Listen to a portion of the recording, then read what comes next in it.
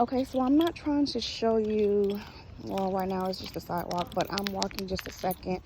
But I wanted to tell you with this weather, um, with rheumatoid arthritis, you actually can tell when the rain is coming.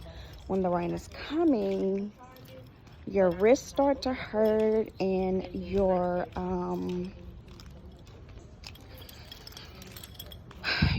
back starts to hurt, your lower back. And I always tell people, hey, it's about to rain because look at the sky. Look at the sky. And they're like, well, then how do you know it's going to rain? Yesterday or 2 days ago when I was in that pain, that's how I knew it was going to rain. Now today, look at the sky. I didn't look at the weatherman. I'm the weatherman. That's the funny thing. I'm the freaking weatherman. So, just showing you the sky because actually I'm still on my way to go get my medicine.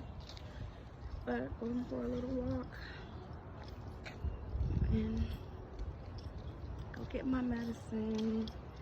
That way I'll start feeling a lot better. Because baby, fibromyalgia is no joke, honey. Well, talk to you guys later. Like my video, subscribe to my channel. It's Pretty Chocolate Girl.